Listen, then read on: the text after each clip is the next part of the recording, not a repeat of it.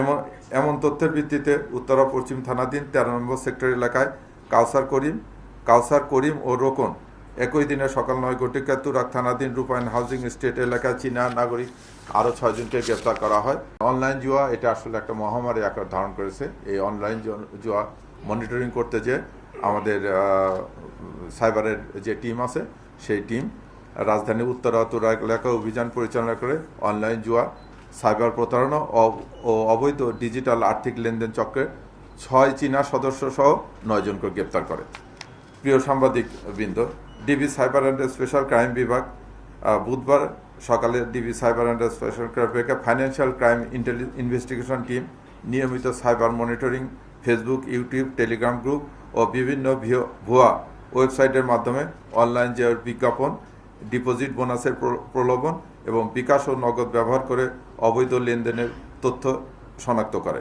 এই ওয়েবসাইটের মাধ্যমে সাধারণ মানুষকে স্বল্প সময়ে দ্বিগুণ লাভের প্রলোভন দেখিয়ে প্রতারণার ফাঁদে ফেলা হয়।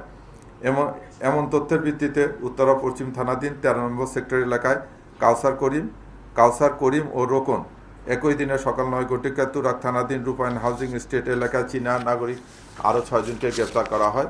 তাদের নিকট থেকে আপনার এই অনলাইন জুয়া কার্যক্রম পরিচালনার জন্য অনেক সরঞ্জাম উদ্ধার করা হয়। সেই সরঞ্জামের ভিতরে হচ্ছে 3টি হচ্ছে 64 পোর্টের মডেম, একটি হচ্ছে 8 পোর্টের মডেম, একটি 256 পোর্টের মডেম, বিভিন্ন অপারেটরের প্রায় 280টি সিম কার্ড, যে সিম কার্ড ব্যবহার করে তারা এই জুয়ার অনলাইন ইয়েগুলো পরিচালনা করে, জুয়ার সাইটগুলো পরিচালনা করে।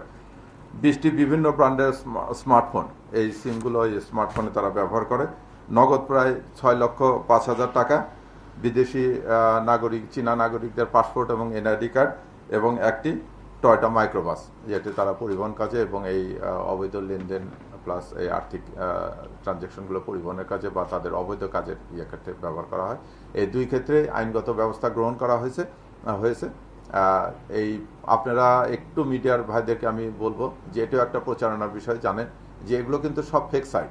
আপনাকে প্রথম প্রলোভন দেখায় কিছু লাভ দেবে, পরবর্তীতে দেখবেন যে আপনারা নিঃস্ব হয়ে গেছেন। কাজে এটা আপনারা পরিচালনা করেন, এরকম জুয়ার ফাঁদে যেন না পড়ে। এবং এই টাকাটা, এই যে চীনা নাগরিকরা জড়িতের সঙ্গে আমরা ইনভেস্টিগেশন করতে যেয়ে দেখতেছি এই টাকাটা এখানে আমাদের নগদ বা বিকাশের মাধ্যমে টাকাটা ঢুকতেছে, তাৎক্ষণিকভাবে এই টাকাটা দেশের বাইরে চলে যাচ্ছে, যেটা আমাদের জন্য ক্ষতিকর। কাজে এই নেশা থেকে যেন আমাদের যুব সমাজ প্লাস যারা এর সঙ্গে আছে তারা যেন কোনোভাবে জড়িত না হয়, এটা আপনাদের মাধ্যমে আমরা জনসাধারণের প্রতি আহ্বান জানাই।